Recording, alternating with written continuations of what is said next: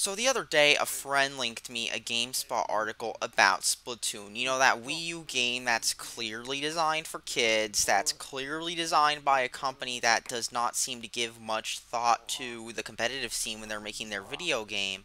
And the article said that Splatoon's producer wanted this game to have eSports potential. And of course, he was asked about it, and he said that he wanted the game to not only appeal to a variety of skill levels, but he also said that he feels like there's some kind of sport element to Splatoon, and the fact that you're constantly adjusting to the situation in the game. Of course, keep in mind, I honestly feel that the developer of this game, or well, producer of this game, has not played too many actual games that had competitive scenes or have competitive scenes.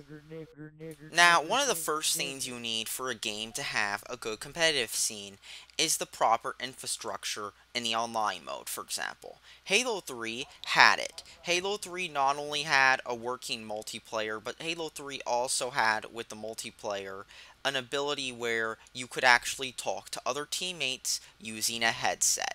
Now, of course, headsets exist for the Wii U, but because nearly no Wii U games support voice chat except maybe Call of Duty on the Wii U, you cannot talk to other players in-game, and therefore, headsets just sit at stores collecting dust because Nintendo doesn't even support what was made for their own system as an add-on. Now, that's kind of sad if you ask me.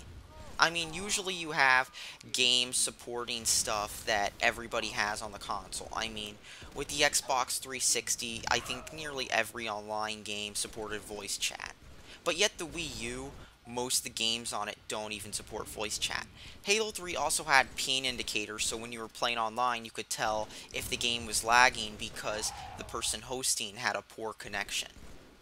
Now, I have no idea if Splatoon will have these, but it wouldn't surprise me if it didn't, not only because some of the later Halo games have lacked them, mainly the Master Chief Collection Halo 4, but also because with Nintendo, they have not done a very good job at putting ping counters in their games. While Call of Duty Advanced Warfare, for example, has ping counters, along with nearly every Call of Duty except for Ghosts. But another big thing that affects if the game has a competitive scene is the gameplay design. Now, Halo's is pretty straightforward. You have a map, you have areas in the maps, everybody has the same exact loadout, and the weapons all spawn in a specific area. For example, in one area you know there's going to be the Needler spawning there. In one area you know the rocket launcher is going to spawn there. In one area you know the battle rifle is going to spawn there. In one area you know the plasma grenades are going to spawn there. In one area you know the brute shot is going to spawn there. You see what I'm saying? A lot of the weapons spawn in specific locations. And of course it also takes some skill to use each weapon as well. And of course, even though some Halos aren't really the most skill-based games, especially not Halo 2, Halo 3 requires some skill to play online and win at. Especially with the battle rifle, because how the battle rifle works with hit detection, for example.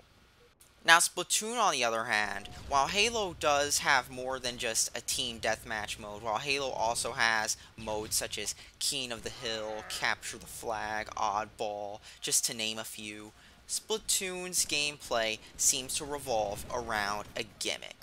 The whole spraying the paint with stuff gimmick. And here's the problem with many shooter games from somebody who's played a ton.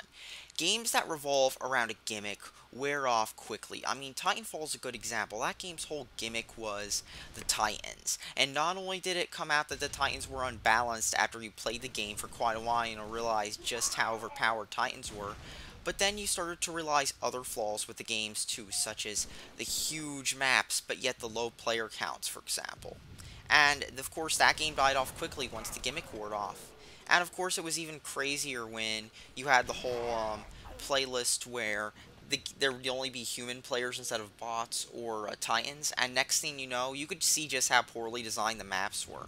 And of course, now they just made all the DLC maps free. I mean, that's something usually they never do. I mean, EA usually doesn't do that, but yet they had to. I'm guessing that's just because of how dead that game became. I mean, even Call of Duty Ghosts and Modern Warfare 3 on the same system have more players than Titanfall does.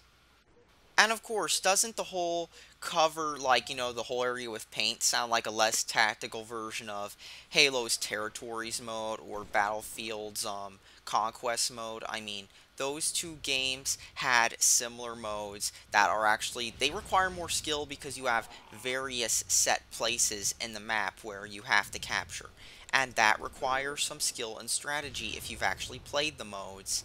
And of course, keep in mind when you're playing these kind of games that one main way to keep players coming back is to make it so it requires some skill and strategy. If it doesn't, it will die off quicker. And of course, the worst thing Nintendo's doing for the competitive scene is the whole content ID stuff. I mean, Nintendo has been content IDing their games, and when you content ID YouTubers, there's less of a chance you'll see the same thing with Splatoon as you do with, let's just say, the Call of Duty community, or the League of Legends, or Dota 2 community, or Counter-Strike Global Offensive community, where you have pro gamers playing the games for money and stuff. I mean, you're not going to see that with Splatoon if Nintendo keeps screwing their fan base over in the way they are now with the whole YouTube thing. Or even the whole laughable Pokemon competitive scene. I mean, even that has some YouTube support because people are getting paid for putting their Pokemon battles up on YouTube. If you see Microsoft or like Activision doing the same thing with Call of Duty as Nintendo does with their franchises, they would have less competitive play too. Except here's the thing. Those companies know that those tournaments also offer free advertising, so they're not going to try to take them down. Here's the thing, Nintendo on the other hand has no idea what makes a competitive game, and maybe they should stop those overly ambitious ambitions and think of something more realistic, like making a game for the kids and not trying to make the next esports game because they're clearly failing at it. That's all I have to say. Thanks for watching and subscribe for more.